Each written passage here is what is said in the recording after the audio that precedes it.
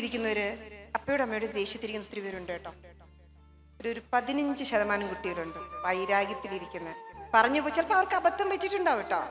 അവരപ്പോൾ ദേഷ്യപ്പെട്ടിട്ടുണ്ടാവും കേട്ടോ, ചിലപ്പോൾ അടിച്ചിട്ടുണ്ടാവും കേട്ടോ, വീക്കിയിട്ടുണ്ടാവും, ചപ്പക്കിട്ട് അടിച്ചിട്ടുണ്ടാവും.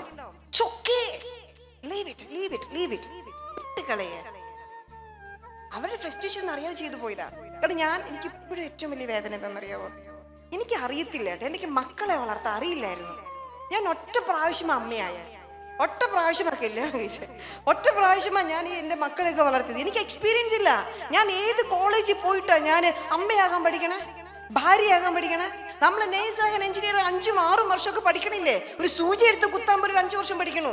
പക്ഷെ ഒരു അമ്മയാകാൻ, പ്രസവിക്കാനുള്ള ഒരു തയ്യാറെടുപ്പ് എനിക്കാരും പറഞ്ഞു തന്നിട്ടില്ല. Automatically it's happened. ഓക്കെ, ആരും പറഞ്ഞത് എനിക്കറിയില്ല. ഒരു ഭാര്യയാകുള്ള ഉത്തരവാദിത്തം, ഭാര്യയുടെ ഉത്തരവാദിത്തം, അമ്മയുടെ ഉത്തരവാദിത്തം എനിക്കറിയില്ല. ഒത്തിരി വേദനിപ്പിച്ചിട്ടുണ്ട്. ഇപ്പോഴും എനിക്ക് മറക്കാൻ പറ്റാത്തൊരു വേദന എന്താന്ന് വെച്ചാൽ, ഇളയുള്ള അബിയ 3ാം ക്ലാസ്സിൽ പഠിക്കണു. ഞങ്ങൾ ദുബായിൽ ഒരു പ്രോഗ്രാം കഴിഞ്ഞ് വരുവാ. അവൾക്ക് ഇഷ്ടമുള്ള ഒരു നല്ല ഷൂ മേടിച്ചോണ്ട് വന്നു. ചാലക്കുടിയിൽ സിനിമ കാണാൻ പോയി. സുരഫി തിയേറ്റർ ആയിരുന്നു അത്. അവിടെ ബാക്ക് സീറ്റിൽ ഞങ്ങൾ ഇരുന്നിട്ട് ഈ കൊച്ച്, ഒന്നാമത് എനിക്ക് ഇറിറ്റേഷനാ, അതിനിടയ്ക്ക് മൂത്രമൊഴിക്കാൻ പോകണം. 3 പ്രാവശ്യം മൂത്രമൊഴിക്കാൻ പോകണം. നല്ല ക്ലൈമാക്സിൽ എത്തുമ്പോൾ യൂറിൻ പോകണം. 2 പ്രാവശ്യം പോയിട്ട് ഞാൻ ഇറിറ്റേഷനിൽ ഇരിക്കാം.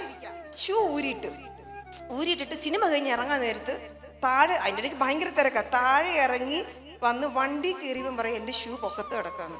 അതിനകത്ത് ഒറ്റ അടി വെച്ചു കൊടുത്ത് ഞാൻ പണ്ടാറോ ഒന്നും വേണ്ട പറഞ്ഞ് ഒലിച്ച് കാറി കയറ്റി. ഇന്നും എനിക്കത് വേദനയാ. 3ാം ക്ലാസ്സേ ഉള്ളൂ കൊച്ച്. അത് 2 വർഷം മുന്നേ ഞാൻ എന്തോ ഇങ്ങനെ തനിച്ചിരുന്നപ്പോൾ എനിക്ക് പെട്ടെന്ന് ഇത് കയറി വന്നിട്ട് ഞാൻ സ്വയം ഇരുന്ന് കരഞ്ഞിട്ട് ഞാൻ അവളോട് പോയി ചോദിച്ചു. ഞാൻ വിചാരിച്ചു അവൾ മറന്നുപോയെന്ന്. മക്കളെ, ഇങ്ങനൊരു സംഭവം പണ്ടുണ്ടായിട്ടുണ്ട്, അത് ഓർക്കണുണ്ടോ? അപ്പൊ അവൾ പറഞ്ഞു വിട്ടുകളയമ്മ. ഇല്ല, മക്കളുടെ മനസ്സിലുണ്ടോ? പറഞ്ഞു ഉണ്ടമ്മ. അപ്പൊ വീണ്ടും സങ്കടമായി.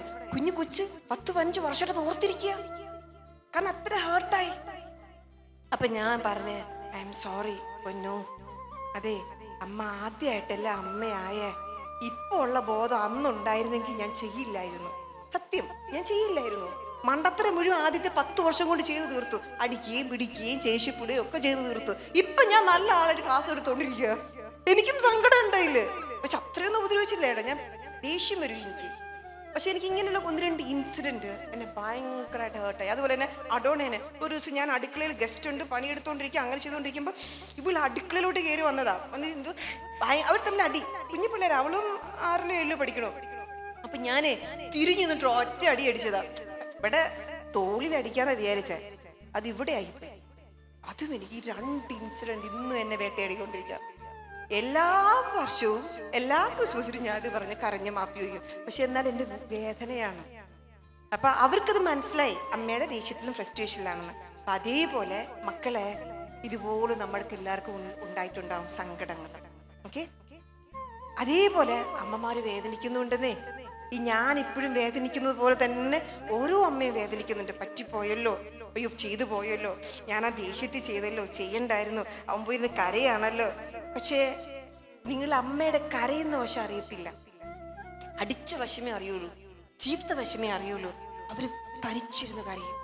ഞാൻ എന്തോ ഒരു ഇവിടെ ഇരുന്ന് കരയുന്നുണ്ട്. എനിക്കെന്തോ, ഞാൻ എത്ര പിള്ളേരെ നല്ല കുട്ടികളാക്കി എന്നെ വീട്ടിൽ കൊണ്ട് പഠിപ്പിക്കുന്നുണ്ട് പിള്ളേരുകളെ. എന്നെ ഒത്തിരി പിള്ളേർ, കാരണം അപ്പനും അമ്മയും മരിച്ച ഒത്തിരി പിള്ളേരുകളുണ്ട്. അവരൊക്കെ പഠിപ്പിക്കുക. ഞാൻ വീട്ടിൽ കൊണ്ടുവരും, അവരെ കൊണ്ട് ലുലു മാളിൽ കൊണ്ടുപോകും, ഞാൻ ഷോപ്പിങ്ങിന് കൊണ്ടുപോകും. അപ്പൊ ഇങ്ങനെ ഞാൻ സ്നേഹിക്കുന്നതാണ്. പിള്ളേർ എന്നെ മണ്ടടിച്ചിരിക്കുക. എനിക്കിപ്പൊ പിള്ളേർ വലുതായി, പക്ഷെ ഞാൻ റിഗ്രറ്റ് ചെയ്യുന്നുണ്ട്. അതേപോലെ തന്നെ നമ്മുടെ എല്ലാ അമ്മമാരും ഉണ്ട്. അപ്പൊ ഞാൻ ഈ പറഞ്ഞു വരുന്നത് എന്താണെന്നറിയാവോ? അവരറിവില്ലാതെ ചെയ്തു പോകുന്ന കാര്യത്തിന് നമ്മൾ റിവെഞ്ച് എടുക്കരുത്.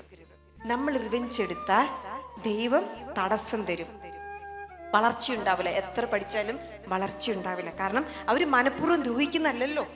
പേരൻസ് നമ്മളെ ദ്രോഹിക്കുന്നതല്ലല്ലോ, നാശം വരണം വിചാരിച്ച് ചെയ്യുന്നതല്ലല്ലോ. ചെയ്തു പോയി പിന്നെ അറിവില്ലായ്മ കൊണ്ട് പല കാര്യങ്ങളും ചെയ്യുന്നു. അതുകൊണ്ട് പൊന്നു മക്കളെ, അപ്പനെ അമ്മയെ സ്നേഹിക്കാം, കുറച്ച് പ്രൊട്ടക്ട് ചെയ്യാം.